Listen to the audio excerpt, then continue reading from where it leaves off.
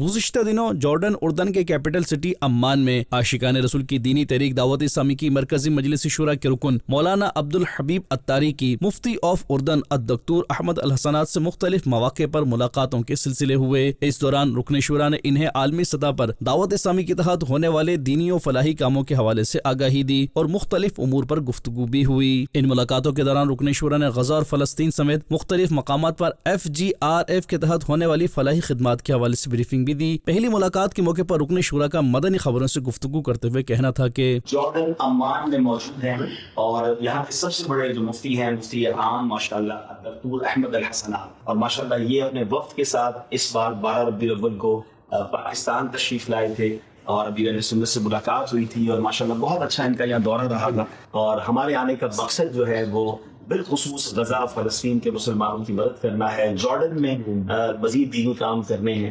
حضرت نے بہت پیار دیا، بڑی عزت دی، اور جارڈن وہ ملک ہے جہاں فلسطینی مسلمان ہجرت کر کے یہاں بس رہے ہیں۔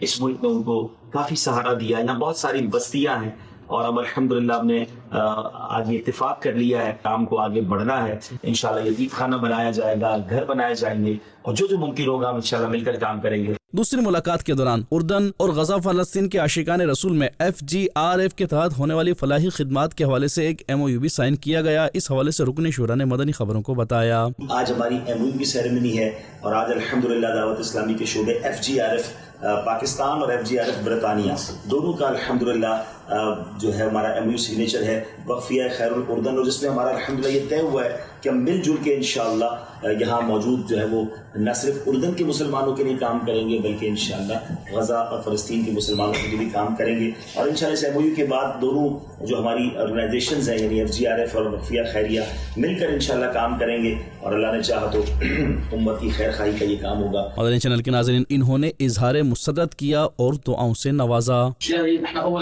نرحب بكم في الأردن، أهلا وسهلا بكم، جزاكم الله تعالى خيرا، فجزاكم الله خيرا على هذه البرامج، فأسأل الله تعالى أن يبارك الله تعالى في جهود القائمين على هذه القناة، وأن يبارك الله تعالى فيكم جميعا. وأنا أيضا أشكر لكم أنكم أتيتم من باكستان ومن بريطانيا ومن العديد من الدول لتدعموا إخوانكم في غزة. عندكم هم لأهل غزة، كانت دعاء أهل غزة حاضر في مساجدكم وفي تعابيكم حينما كنا زرناكم في باكستان في ذكرى ميلاد النبي عليه الصلاة والسلام. نسأل الله تعالى أن يكون لكم إسهامات كبيرة في إعادة أهلها ودعم لصمود أهلها ورجالها. آپ بھی دعوت اسلامی کی دینی ماحول سے وابستہ رہیے اور دینی کاموں میں حصہ لیتے رہیے۔ دعوت اسلامی زندہ باد، دعوت اسلامی زندہ باد۔